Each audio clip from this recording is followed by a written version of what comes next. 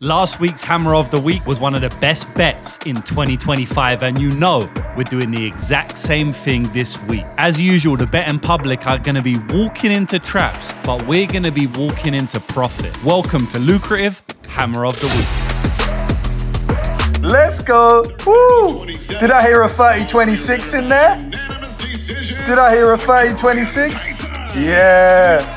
Uncompetitive performance. They tried to tell me minus 180. Cash me out. Welcome back to Lucrative Hammer of the Week, where I tell you the best betting spot on the entire UFC fight card. This week, we have Gabriel Bonfim taking on Randy Rude Boy Brown in a fight card that is litters with potential hammers of the week. I've gone through the entire fight card and decided on one fight that I'm going to bring to you today that we can all cash money on collectively. First things first, hit the like button, subscribe to the channel so I'm more motivated to make these Hammer of the Week videos, which have been killing it since I started the series. So if you don't know what Hammer of the Week is, you haven't seen this video before, it's basically my favorite bet of the entire card, or my most confident play, or a play that I just feel like giving out. Remember, I make 15 plus bets every single week, so you can't rely on my one Hammer of the Week play to make real money. If you want to do that, the link is in my bio. I show you exactly how. But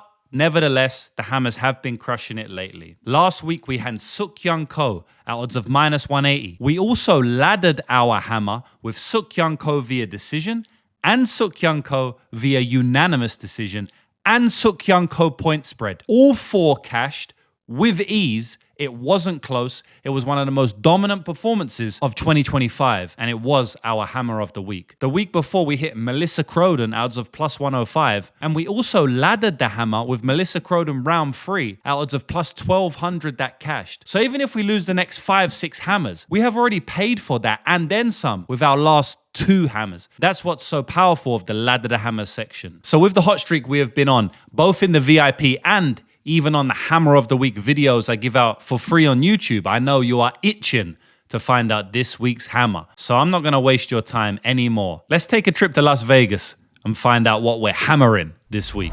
We eating good tonight, thanks to my boy Suk Young Ko.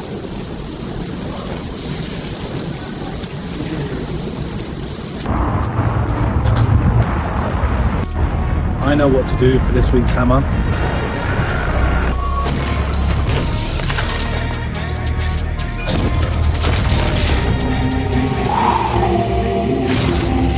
There we are, lads. It is Robert Valentin at odds of minus 150. Robert Valentin is going to go out there and hammer his opponent, Jackson McVeigh, to make sure we cash the hammer this week. I know what some of you are thinking. Why are you making Robert Valentin, who's 0-3 in the UFC, a Hammer of the Week? That's crazy. Well, that is the exact same people that told me I was crazy for making Melissa Croden and Suk Young Ko Hammer of the Week in the previous 2 weeks. One was an underdog and one was a moderate favorite at minus 180. And my answer is simple. Have you seen his opponent? His opponent is also without a win in the UFC. He's 0-1 comparatively to Robert Valentin's 0-3. But Valentin did win 2 fights under the UFC banner before he got into the UFC officially on The Ultimate Fighter. Let's talk about Robert Valentin for a little bit. This guy hasn't shown his skill set in the UFC. I'm going to be honest, right? But he has shown glimpses of it. If we see his UFC debut against Ryan Loder, a decorated wrestler in his own right, we can see that in the first round, he put Ryan Loder in some precarious positions. He had him in dangerous grappling positions, arguably would have got the submission against a lesser grappler, and he did succumb to Ryan Loder's grappling in the second round, and he got finished himself. I hold my hands up, right? But this is MMA. SHIT happens all the time. And I still feel like the transitions I saw early in that fight showed me something, showed me he has a skill set that potentially is either 1, worth a UFC spot, or 2, can at least get him a win in the UFC given the right matchup. And boys, I think this is the right matchup. Jackson McVeigh just doesn't have it to me. Now, I will admit, coming into his UFC debut against Bruno Ferreira, I didn't know what to expect. I mean, this guy had run through everybody on the regional scene, a lot of finishes, all finishes, and a lot of those finishes had come early. Outside of his amateur career, he'd finished everybody in the first round, you know, and I was thinking, all right, this guy's a little bit explosive, he's a little bit dynamic, he has some good submission skills. Maybe he could do something in the UFC. How will his skill set translate? Well, he took on Bruno Ferreira and he got ran through. He got armbarred in round 1. And yes, Bruno Ferreira is a good fighter, but I still didn't like to see how lost he looked in bottom position in those grappling scenarios against Bruno Ferreira. If we go back to his only other loss in his amateur career against Wes Schultz, who was on the Dana White's Contender Series twice, is now in the UFC. He also lost to him in round 1, just like he did against Bruno Ferreira, by an armbar, just like he did against Bruno Ferreira. Losing 2 times, one time amateur, one time pro, is not a big deal in my eyes. Getting ran through in round 1 via an armbar both times is a cause for concern. Does it mean that he's the worst fighter of all time? Does it mean that he can't improve? Does it mean that he didn't just get caught? No. But you have to look at things a little bit deeper. And what I saw in the Bruno Ferreira fight was someone who was extremely lost in scramble, someone who was extremely lost on bottom position, someone who didn't really know what they was doing at the upper echelon of grappling. I don't think Valentin's at the upper echelon of grappling, but I do think he's skillful and tricky enough to land a submission in transition against someone like Jackson McVeigh. Boys, I'm not necessarily looking at the skills I've seen on display in the cage when I'm predicting this one. I'm more looking at a lot of the outside factors, right? Because at the end of the day, Jackson McVeigh has not fought anybody of note. The 2 fighters he has fought have been Wes Schultz and Bruno Ferreira, and they both ran through him in 1 round with a submission that nobody at the higher level really gets caught in modern MMA, which is the armbar. Robert Valentin has fought considerably better guys and even beaten better guys, put up better fights against better guys, has a deeper MMA record and experience against better guys. And I think it's going to count for something in this matchup. That's why I'm saying I'm looking more at the intangibles in this matchup than anything. Boys, as I always say, there's 3 ways to cap a fight: stylistically, statistically, and intangibles, right?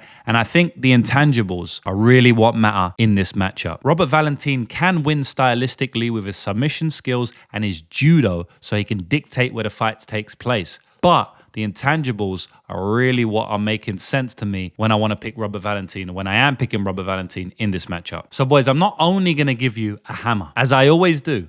When we move to our section, Ladder the Hammer, in just a moment, I'm going to give you some props that we can add on to our main bet. So our main bet's Robert Valentin, but we're going to add some props onto that bet, boys. We did it last week with Suk Kyung Ko. We had that as our main moneyline hammer of the week, but we also added decision prop, cashed. Unanimous decision prop, cashed.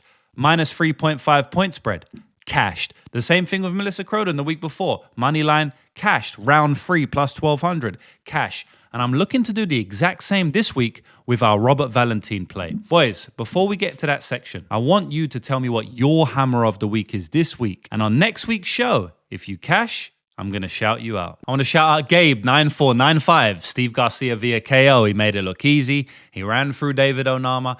And as I say a lot of the time, Steve Garcia via KO is probably always going to be a good shot. We got a lot of nice comments, positive comments, people saying I've put a lot of money in their pockets, etc. So thank you for that. It means a lot. I appreciate it. Let's keep on doing it. A couple of people saying Ante Delia hammer of the week. What the hell was going on in that fight? That was absolutely insane. It was a crazy UFC card last week. Speaking of it was a crazy UFC card, a few people saying Isaac Dolgarian. No comment. I already said what I said on the short form. That went completely viral. I ain't got nothing more to say on that one. It is what it is. Here we go. He's going to tap. Look. You're watching corruption. You just saw corruption. So I'm going to tell you what happened, boys. About 30 minutes before the Dolgarian versus Deval fight, insane amounts of money came in on Yair Deval to win, and he was a big underdog, and insane amounts of money came in on Yair Deval to win in round 1. It went from plus 850 to plus 450. One of the biggest betting line, let me turn this off, one of the biggest line movements I've ever seen before a fight in UFC history.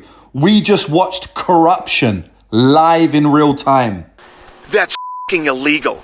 Listen to this one. Thanks for throwing. Said Suk Kyung Ko, round 3 or decision, cashed. Nascimento sub, round 2-3, cashed. And Garcia versus Onama ends KO, cash. Shout out to you. That was an epic hammer. And Congratulations, man. You killed it. Lots of other misses in the chat, through the hundreds of comments, but congratulations, anyone who hit. Like I said, leave your comments on your hammer for this week, and in next week's show, I'll shout you out if you get it right. So lads, let's take a look at some props that we can use to ladder our hammer play in our section, Ladder the Hammer. So here we go, boys. This is my favorite section of the entire show. So look, I'm looking into the fight and I'm thinking, how is Valentin going to win the fight? Well, boys, we already broke down this fight in semi-decent detail, and we said that Jackson McVeigh has 2 losses in his career. They have both been in round 1, and they have both been via submission. I'm not going to waste time. Your time, my time, the bookie's time, saying anything different. I think it's another submission, and I honestly feel like it could be in round 1. So, boys, that's exactly what we're going to go with. For the second rung of our ladder, we are going to go with Robert Valentin via submission. And then without further ado, for the third rung of our ladder, we're going to go with Robert Valentin via submission in round 1. If we can hit the ladder the hammer section for 3 weeks in a row, not only the hammer, but the ladder the hammer section with big prop plus money odds, it's going to turn into a historic run. We've already been on a historic run in the VIP. I'm looking to do it again now with the Ladder the Hammer and the Hammer of the Week section. Boys, if you did want to join the historic run in the VIP, we're pushing for 200 units profit this year. MMA betting has changed my entire life. All you need to do is click the link in my bio to get access to that. Outside of that, boys, I will see you in the next Hammer of the Week. Let's cash it. Good luck.